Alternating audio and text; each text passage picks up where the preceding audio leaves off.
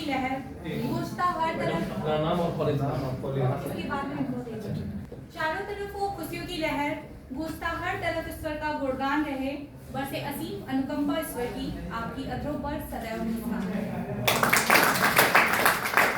Hello, good afternoon, आदाब, सत श्री अकाल, नमस्कार। मैं Shreya Gupta, lecturer Shri Bhagwat Prasad Singh memorial B Ed college, Devmod, Aurangabad. सर्वप्रथम विद्या एवं स्वर की अधिष्ठात्री देवी मां सरस्वती, औरंगाबाद के दक्षिणतम बिंदु पर स्थित भगवान भास्कर, जो स्वयं अपनी ऊर्जा से इस धरा को ऊर्जान्वित कर रहे हैं, और इस सभागार में उपस्थित मंचासीन सम्मानित सदस्यों का और साथ ही यहाँ इस सभागार में उपस्थित समस्त प्रबुद्ध वर्ग का, और साथ ही इस सेमिनार को सफलतापूर्वक आयोजित करने में तन्मयता से लगे हुए सिन्हा कॉलेज के सभी छात्र छात्राओं का मैं श्रेया गुप्ता हृदय की अगाध गहराइयों से हार्दिक स्वागत, अभिनंदन एवं वंदन करती हूँ। कहा जाता है कि गुरुर् ब्रह्मा गुरुर् विष्णु गुरुर्देवो महेश्वर गुरुर् साक्षात परम ब्रह्म तस्मै श्री गुरुवे नमः। और यह भी कहा जाता है कि सात समुद्र की मसी करूं लेखन सब वन राज, सब धरती कागज करूं गुरु गुण लिखा न जाए। यानी कि अगर सात समुद्र को स्याही की तरह से इस्तेमाल किया जाए और सभी लेखनी बनाने के लिए सभी वनों को काट दिया जाए और पूरी वसुधा को ही कागज के रूप में प्रदर्शित किया जाए और उसके बाद गुरु की महिमा का वर्णन किया जाए, शायद तब भी हम गुरु की महिमा का वर्णन नहीं कर सकते हैं। लेकिन आज का जो ये सेमिनार का विषय है, reimagining teacher identity, autonomy, empowerment and accountability in the NEP 2020 framework, इसमें जो आज का हमारा पेपर प्रेजेंटेशन का टॉपिक है वो है शिक्षक से मार्गदर्शक तक। एनईपी 2020 में शिक्षक के पुनर्निर्माण को लेकर आज मैं आपके सामने उपस्थित हुई हूँ। सर, मेरा टॉपिक यही है। Okay, thank you sir. तो मैं अपना पेपर प्रेजेंट करती हूँ कि एनईपी 2020 में इस महत्वपूर्ण रूप से शिक्षक शिक्षा पर विशेष बल दिया गया है। नीति इस बात को स्पष्ट रूप में अपना विचार रखती है कि शिक्षा की गुणवत्ता, शिक्षा की जो गुणवत्ता है वो शिक्षक की गुणवत्ता पर ही क्या करती है, निर्भर करती है। और यह कहना कभी भी गलत नहीं होगा कि शिक्षक कभी भी साधारण नहीं होता, प्रलय और निर्माण उसकी गोद में खेलते हैं। ये चाणक्य का कथन है और ये इस संदर्भ में प्रासंगिक सिद्ध होता है। शिक्षकों की भूमिका न केवल ज्ञान देने वाले शिक्षक के रूप में है, बल्कि उसके साथ ही साथ मार्गदर्शक और सुविधा प्रदाता के रूप में भी पुनः परिभाषित करती है। नीति ने सभी सम्मानित सदस्य, समाज के एक सम्मानित सदस्य के रूप में शिक्षकों पर बहुत ही अधिक भरोसा जताया है, जो वास्तव में राष्ट्र की संतान अथवा भविष्य के नागरिकों को तैयार करने की जवाबदेही जो है वो शिक्षकों के ऊपर ही है।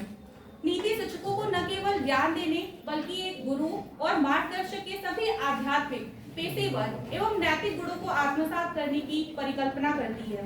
राष्ट्रीय शिक्षा नीति 2020 में छात्रों को न केवल शैक्षिक रूप से बल्कि समग्र रूप से होल डेवलपमेंट और ग्राउंड डेवलपमेंट की जो जिम्मेदारी है छात्रों की, वो जिम्मेदारी भी शिक्षकों के ऊपर ही सौंपी गई है।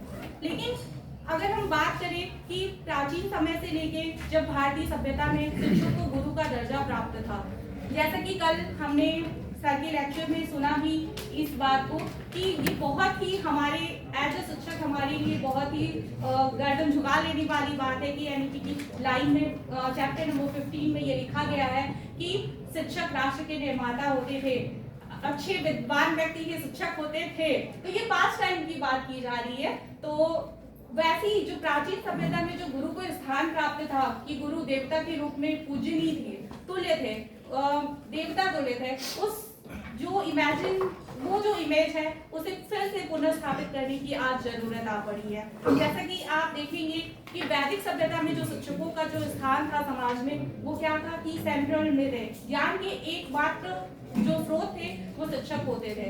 उन्हें कहा जाता था कि सर्ववेदा, यानी कि सर्वज्ञ कहा जाता था कि सभी को जानने वाले होते हैं। लेकिन आज शिक्षकों का जो ज्ञान का जो क्षेत्र है वो सीमित हो गया है और हमसे कहीं ज्यादा गूगल, एआई, चैट जीपीटी ये ज्यादा ही बच्चों के ऊपर हावी हो रहे हैं। लेकिन आप ध्यान देंगे इस बात पे कि बच्चों के पास इंफॉर्मेशन तो बहुत है, उनके पास नॉलेज तो बहुत है, डाटा बहुत है, लेकिन उनमें से क्या सही है या क्या गलत है, कौन सी चीजें उनके लिए हितकर है, कौन सी चीजें उनके लिए अहितकर है, ये चीजें, ये जो निर्णय लेने की जो क्षमता है वो आज बच्चे इस चीज को, ज्ञान का मतलब इंफॉर्मेशन का इतनी ज्यादा उनके पास है कि यहाँ पे बच्चे कंफ्यूज हो रहे हैं। इसीलिए प्राचीन काल में हम बच्चों को जब भी आशीर्वाद देते थे तो ये नहीं कहते थे कि आप ज्ञानवान हो, हम कहते थे कि आप प्रज्ञावान हो।